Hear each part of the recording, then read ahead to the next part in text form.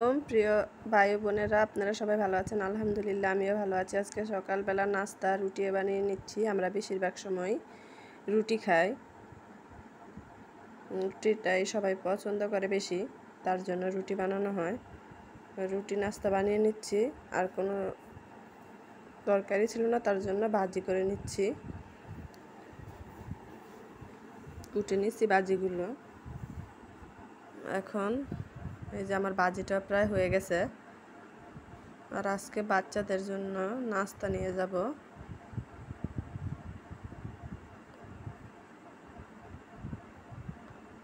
রান্নাটা শেষ হয়ে গেছে। বাচ্চারা আবার ভাজি খাবে না, তাই তাদের জন্য ডিম ভাজি করলাম আর একটু দুধ জাল করে নিলাম।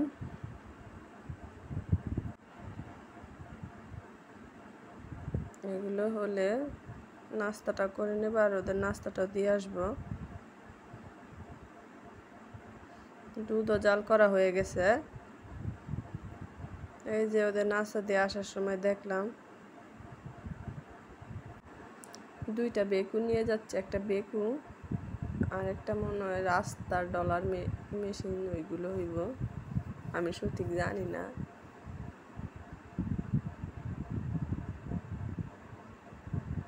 দুইটা দেখে নিয়ে যাইতাছে নদীতে।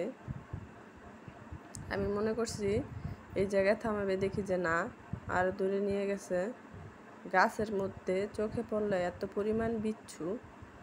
এই যে কালকে লতিগুলো বেছে নিয়েছিলাম আর লাউটা কেটে নিলাম রান্না করার জন্য। লাউ ডাল দিয়ে রান্না করব।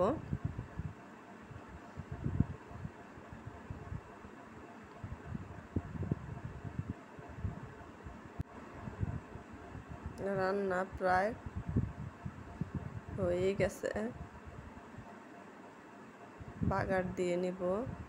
আমি বেশিরভাগ জিনিসে যেগুলো নাকি এভাবে বসাই, মানে বাগার দিয়ে বসাই না, পরে বাগার দেই।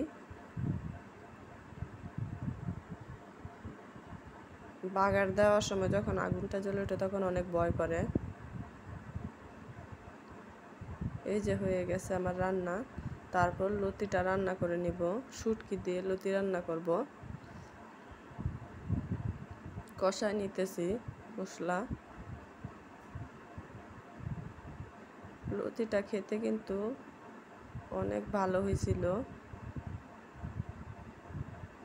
তারপরে কিছু তালের ছিল অল্প কিছু, ওগুলি দিয়ে পিঠা বানিয়ে নিচ্ছি। আজকে এই পর্যন্তই। আল্লাহ হাফেজ। ভিডিওটা ভালো লেগে থাকলে চ্যানেলটাকে সাবস্ক্রাইব করে দিয়ে আমার পাশেই থাকবেন।